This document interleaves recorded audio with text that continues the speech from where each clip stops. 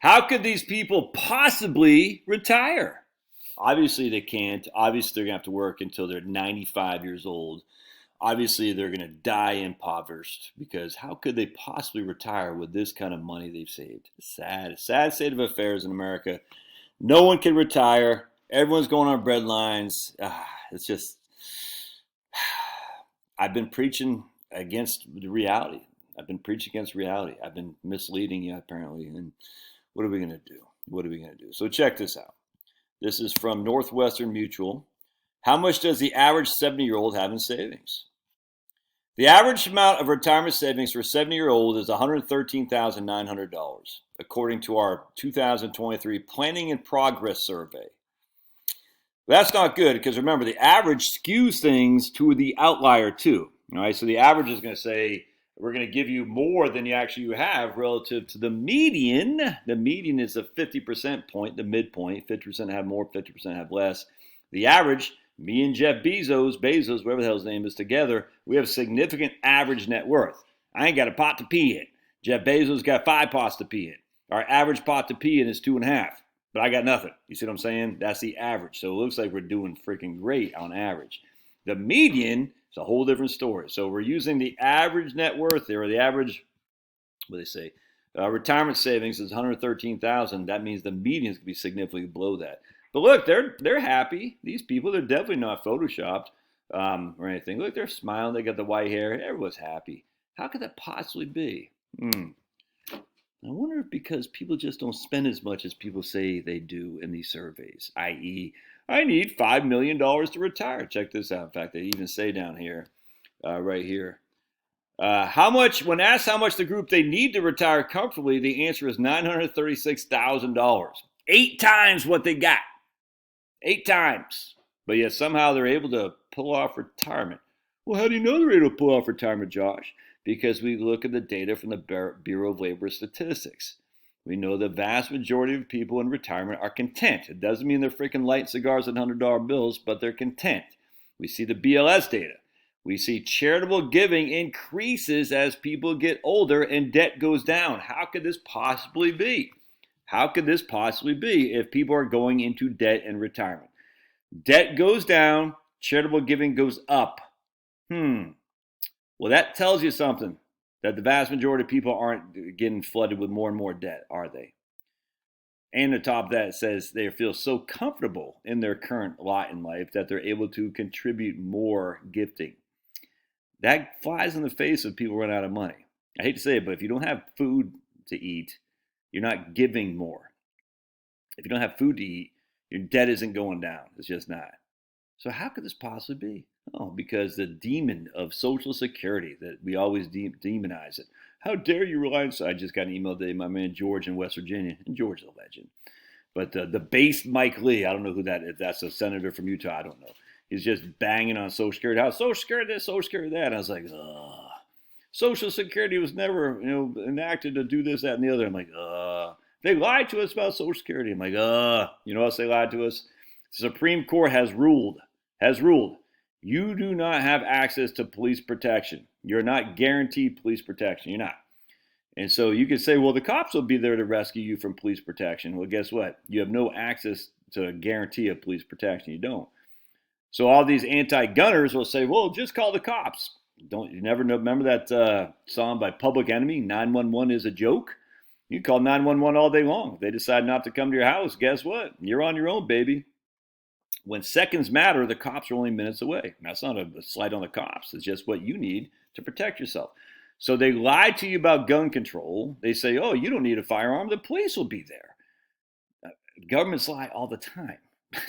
We're not going to go to war. That's what Woodrow Wilson said before he got elected into World War and then brought us into World War I. Do you think there might be something suspicious about the JFK assassination? I'm just throwing it out there. There might be something suspicious about what has got us into World War II. Something suspicious. Do you think that the government might have something suspicious what got us into Iraq war? You think there might be something suspicious what got us into COVID? The idea that they lied to us about X, Y, Z, and thus that thing is illegitimate now is just stupid to me.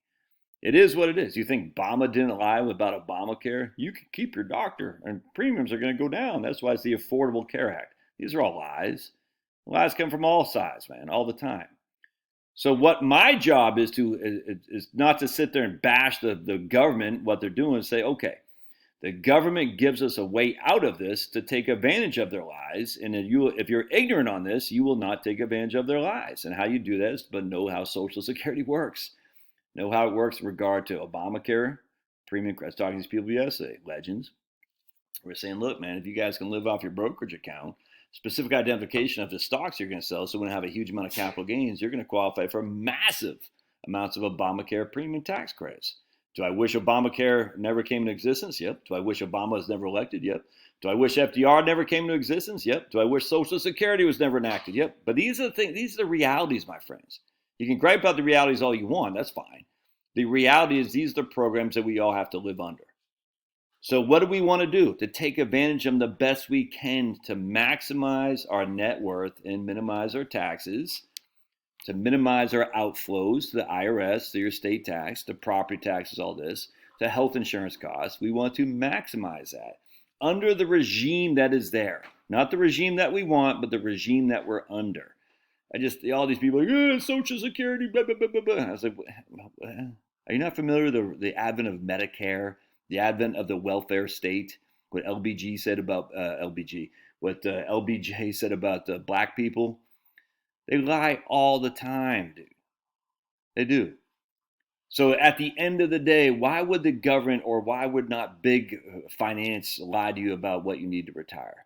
They get paid on you working more, paying more Social Security tax, investing more, saving more. They get paid on this stuff. This shouldn't be crazy talk, man. So just because they lie, just okay, I get it. You guys lie. Now, how do I maneuver around this lie? All right. Anyway, that's just my thought process. Now, you could make an argument, well, Josh, why do you trust the BLS data? That's a good argument to make. Weak coffee, man. I tell you, nothing worse than weak coffee. Kind of like a weak man, a low T man, like on the Democratic Party. I am a male feminist. Ooh. Nothing worse than a low T guy. However, you see what happened in football this past weekend.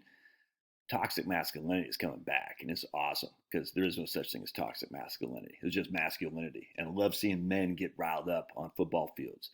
I love it, man. That's fantastic. So good on you, Michigan and Ohio State, getting into it. Good on you, Tennessee, and who's the other team?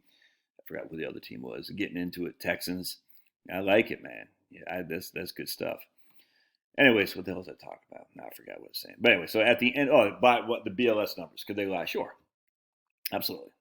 I mean, they could. Now, the question is, all right, if they're lying, where is the evidence that we have a mass amount of retirees and breadlines? There just isn't any, dude.